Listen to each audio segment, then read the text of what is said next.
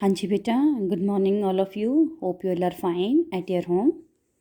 Just बेटा, let's continue with our chapter that is light. हाँ जी बेटा, हमने लास्ट वीडियो में डिस्कस किया था कन्वेक्स लेंस. आज हम डिस्कस करेंगे कनकेव लेंस. हाँ जी बेटा, कनकेव लेंस क्या होता है? A concave lens has two transparent concave surfaces. देखो, जो कनकेव लेंस होते हैं उनकी दो कर्व्ड सरफेस होती हैं और दोनों ही कैसे होती हैं? Transparent. It is thin at the middle and thick at the edges. ये मिडल से बहुत ही पतला होता है और एजेस से थिक होता है, यानी मोटी सरफेस होती है इसकी. When light rays pass through a concave lens, they bend away from the center of the lens and appear as if they diverge from the other side of the lens. Thus, a concave lens is called a diverging lens. देखो, concave lens का दूसरा नाम है diverging lens. जैसे convex lens का दूसरा नाम था कन्वर्जिंग लेंस, ऐसे ही कनकेव लेंस का दूसरा नाम क्या है? Diverging lens. ये क्या करता है कि जितनी भी लाइट रेज आती हैं उनको अदर साइड में जाके डाइवर्ज कर देता है. लेकिन हमें ऐसा लगता है, ऐसा अपीयर होता है कि कुछ इमेजिनरी रेज आगे बैकवर्ड में एक पॉइंट के ऊपर मीट करी और उसी पॉइंट को हम क्या कहते हैं? फोकस कहते हैं. A lens has two surfaces. Lens की कितनी सरफेस होती हैं? दो सरफेस होती हैं. And both the surfaces can receive light and allow it to pass through it. और दोनों ही सरफेस लाइट को अलाउ करती हैं to pass through it. Therefore, both the surfaces act as converging or diverging depending on the nature of the lens. अब देखो, एक side से तो ये कन्वर्जिंग, यानी अगर मैं इस सरफेस को देखती हूँ तो ये मुझे कन्वर्जिंग दिखेगा, और अगर मैं इस सरफेस की बात करती हूँ तो मुझे डाइवर्जिंग दिखेगा. तो इसी तरह से क्या करेगा? कन्वर्जिंग और डाइवर्जिंग दोनों अलग अलग सरफेसेस बिहेव करते हैं. आ लेंस हैज़ देयरफॉर टू फोकी. फोकी होता है फोकस का प्लूरल, यानी जब हमारे पास एक से ज़्यादा फोकस होते हैं तो हम उसको फोकी कहते हैं. Depending on which side of the lens is facing the light and the focus is on the other side. कि एक फेस तो हमारा लाइट को फेस करेगा और दूसरे फेस हमारा किसको फेस कर रहा है? फोकस को फेस कर रहा है. Similarly there are two foci of a concave lens. ऐसी ही हमारे पास दो फोकी बनेंगे किसी भी कनकेव लेंस के अंदर. कौन से? एक फोकस तो बनेगा जो लाइट रेज को, जो बीम है उसको फोकस करेगा, और दूसरा फोकस कौन सा बनेगा? किसके रिस्पेक्ट में बनेगा? कि लाइट रेज के साथ जो स्ट्राइक हो रहे हैं उनके रिस्पेक्ट में बनेगा. हाँ जी बेटा. अब बात करते हैं कि कैसी इमेज फॉर्मड होती है एक लेंस से. Image formed by a lens. तो images formed by a convex lens. पहले हम बात करेंगे कन्वेक्स लेंस की. Images shown are formed by a lens as shown below. Compare both the images. अब आपको दो अलग अलग तरह की इमेजेस दिखाई गई हैं, दोनों को कंपेयर करो कि हमें उल्टा दिखाई दे रहा है, इसमें हमें मोटा दिखाई दे रहा है. तो ये किस तरह की होती हैं? In the first case the girl is in between the focal length of the convex lens. जो लड़की है वो कन्वेक्स लेंस के बीच में आ रही है. सो या दस अ मैग्नीफाइड और एंड इरेक्ट इमेजेस फॉर्म. तो हमें कैसी इमेज दिखती है? बड़ी दिखती है और सीधी दिखती है. In the second case the girl is outside the focal length of the lens. अगले लेंस के अंदर लड़की फोकल लेंथ से दूर है. Therefore an inverted and diminished image is formed. हमें एक उल्टी और छोटी इमेज फॉर्म आउट होती है. दस the nature and size of the image formed by a convex lens depend upon the distance of the object from the lens. ये कह रहे कि जो नेचर और साइज होता है किसी भी इमेज का, एक कन्वेक्स लेंस के साथ डिपेंड करेगा कि आपने ऑब्जेक्ट को लेंस से कितनी डिस्टेंस के ऊपर रखा है. When the object is far away from the lens, the image is real and inverted. जब बहुत ज़्यादा दूर होता है ऑब्जेक्ट लेंस से तो इमेज हमारी रियल और इन्वर्टेड बनती है. As the object is brought closer to the lens, जैसे हम ऑब्जेक्ट को लेंस के पास लेकर आएंगे, but outside the focal length of the lens, the image becomes bigger and moves further away from the lens. Image बड़ी होती जाएगी और लेंस से दूर होती जाएगी. When the object is within the focal length of the lens, the image cannot be obtained on the screen.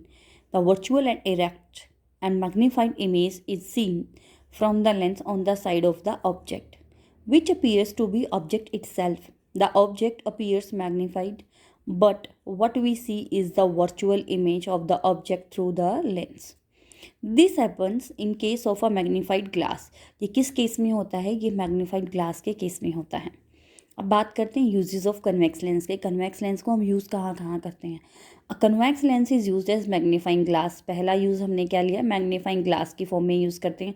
Letters को बड़ा करके देखने के लिए यूज़ किया जाता है। Convex lens are use for making spectacles, चश्मे बनाने के लिए यूज़ करते हैं। कैमरा लेंस, लेंस जो कैमरे होते हैं उनके लेंस के लिए बनाने के लिए। माइक्रोस्कोप में, टेलीस्कोप में, बाइनोकुलर्स, बाइनोकुलर्स होते हैं दूरबीन एट्सेट्रा। ये सब हमारे पास किसके यूजेस हैं, कन्वेक्स लेंस के। क्यों हैं, क्योंकि ये चीज़ों को मैग्नीफाइड करके दिखाते हैं। अब बात करते हैं इमेज फॉर्म बाय या कनकेव लेंस। अब कनकेव लेंस से कैसी इमेज फॉर्म आउट होती है।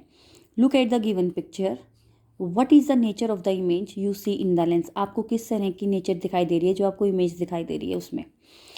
Through the lens we see the diminish, diminish होता है बहुत छोटा, virtual and erect image of the face of the boy. In concave lens, irrespective of the distance of the object from the lens, a virtual, erect and diminished image is always formed on the same side of the object. हमें क्या दिखेगी, एक diminished image दिखाई देगी। किस direction में दिखाई देगी, ऑब्जेक्ट के साइड वाली, जहाँ पर हमने ऑब्जेक्ट रखा है उसी साइड हमें एक इमेज दिखाई देती है। यूजेस ऑफ लेंस, लेंस के क्या क्या यूजेस होते हैं। इन मेकिंग स्पेक्ट्रल्स, ये भी हम स्पेक्स में यूज़ करते हैं। In peepholes of doors as safety device to see the image of person standing outside the door. जो दरवाजे के बाहर जो आदमी खड़े हैं, पीप हॉल के अंदर हम इसको यूज़ करते हैं ताकि हमें पता चल जाए कि बाहर कौन खड़ा हुआ है। Difference between convex and concave lens. अब दोनों लेंसेज के बीच में डिफरेंसेस देखते हैं। पहले बात करते हैं कन्वेक्स की, फिर हम बात करेंगे कनकेव की। तो convex lens is thicker at the middle and thinner at the edges. अब देखो, जो कन्वेक्स होता है वो थिकर होता है, मोटा, एट द मिडल बीच से मोटा होता है और किनारे से पतला होता है। जबकि जो कनकेव लेंस है वो मिडल से थिनर होता है और एजेस से थिकर होता है। It is also known as the converging lens. Convex lens का दूसरा नाम क्या है, converging. Concave lens is also known as diverging lens, और कनकेव लेंस का दूसरा नाम क्या है, डाइवर्जिंग लेंस है। Image form by this lens is mostly real and inverted. इनसे ज़्यादातर जो इमेज बनती है कन्वेक्स लेंस से वो रियल और इन्वर्टेड होती हैं। एक्सेप्ट होता है छोड़कर, when the object is too close to the lens, सिर्फ उस पोजीशन को छोड़कर कि जिसमें ऑब्जेक्ट बहुत ज़्यादा क्लोज होता है लेंस के। The image form is always erect, virtual and smaller than the object. जो कनकेव लेंस होता है उसके अंदर जो इमेज फॉर्म आउट होती है वो हमेशा इरेक्ट होती हैं, वर्चुअल होती है और स्मॉलर होती हैं। किससे, ऑब्जेक्ट से।